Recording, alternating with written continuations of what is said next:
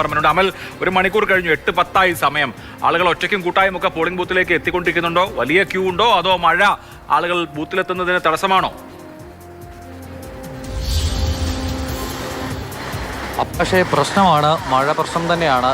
അത്യാവശ്യം നല്ല രീതിയിൽ മഴ പെയ്യുന്നു. പോളിംഗ് ബൂത്തുകളിലേക്ക് ആളുകൾ എത്തുന്ന, ഞാനീ നിൽക്കുന്ന വെട്ടിക്കുത്ത് LP സ്കൂളിൽ 4 ബൂത്തുകളാണുള്ളത്. 4 ബൂത്തുകളിൽ നമുക്ക് കാര്യമായി പറയത്തക്ക ക്യൂ ഇല്ല എന്ന് പറയേണ്ടി വരും. ഇവിടെ ഇപ്പോൾ അധികം ആളുകളൊന്നും പുറത്ത് ആളുകളില്ല. ഒന്നാമത്തെ കാര്യം, അകത്ത് വരുന്ന ആളുകൾക്ക് വേഗത്തിൽ തന്നെ വോട്ട് ചെയ്ത് മടങ്ങാൻ കഴിയും എന്നുള്ളത് തന്നെയാണ്.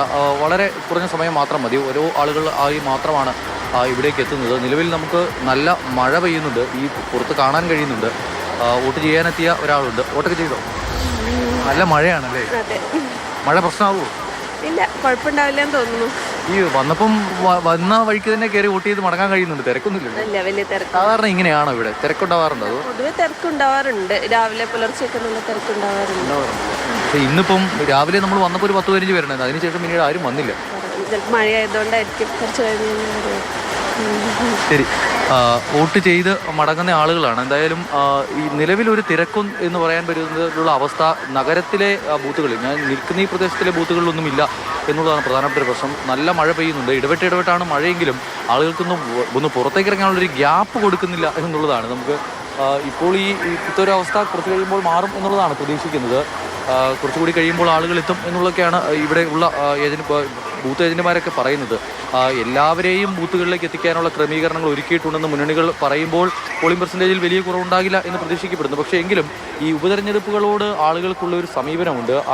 അതൊരു പ്രശ്നം തന്നെയാണ്. ഈ നിലവിൽ പ്രിയങ്ക ഗാന്ധിക്ക് വലിയ ഭൂരിപക്ഷം കൊടുത്ത ഒരു ഉപതെരഞ്ഞെടുപ്പ് നടന്നുപോയി. പക്ഷേ അപ്പോഴും 2024 ലോക്സഭാ തെരഞ്ഞെടുപ്പിലേതിലും 10% കുറവായിരുന്നു അന്ന് പോൾ ചെയ്ത വോട്ട് എന്നൊരു പ്രശ്നം തന്നെയുണ്ട്. ഇവിടെ ഇപ്പോൾ മഴ ഇങ്ങനെയാണ് എങ്കിൽ മലയോര മേഖലയിൽ നിന്ന് ലഭിക്കുന്ന റിപ്പോർട്ടുകളും അതുതന്നെയാണ്. വഴിക്കടവ്, പോത്തുകല്ല് അടക്കമുള്ള മേഖലയിൽ ശക്തമായി തന്നെയുള്ള മഴ പെയ്യുന്നു. ആ മഴ ഒരു പ്രതിസന്ധിയായി, ഒരു വില്ലനായി നിൽക്കുന്നുണ്ടോ എന്ന് ചോദിച്ചാൽ ഉണ്ട് എന്ന് പറയേണ്ടി വരികയാണ്. കുടയൊക്കെ ചൂടിയെങ്കിലും ആളുകൾ വരുന്നുണ്ട്. ജനാധിപത്യ ബോധമുള്ള ആളുകളാണ് നമ്മുടെ നാട്ടിൽ. അതിനാൽ തന്നെ മഴയൊക്കെ വെല്ലുവിളിച്ച് വരുന്നുണ്ട്. നല്ല വെയിലായിരുന്നു ഈ പ്രചരണത്തിന്റെ ആദ്യഘട്ടങ്ങളിലെല്ലാം തന്നെ. നിലമ്പൂരിലെ തേക്കിനെ തീപിടിപ്പിക്കാൻ എല്ലാ സ്ഥലത്തുമുള്ള മഴ പോലെയല്ല, അതിശക്തമായ മഴ തന്നെയാണ് പെയ്യുന്നത് എങ്കിൽ ആ പ്രത്യേക മേഖലയുടെ ഒരു കിടപ്പ് കണക്കിലെടുക്കുമ്പോൾ അത് എത്രത്തോളം ആൾക്കാരെ ബാധിക്കും? വീട്ടിനുള്ളിൽ ഇരിക്കാൻ താല്പര്യപ്പെടുമോ അതോ പുറത്തിറങ്ങി വന്ന് വോട്ടവകാശം വിനിയോഗിക്കാൻ താല്പര്യപ്പെടുമോ എന്നൊരു ചോദ്യമാണ്. ആ ദൃശ്യങ്ങൾ തന്നെ വ്യക്തമാണ്. ആളുകൾ പക്ഷേ കോടയൊക്കെ ചൂടി വോട്ട് ചെയ്യാൻ എത്തുന്നുണ്ട്. സമ്മതിദാന അവകാശം എന്ന് പറയുന്നത് ഒരു പൗരന്റെ പരമമായ അവകാശമാണ്.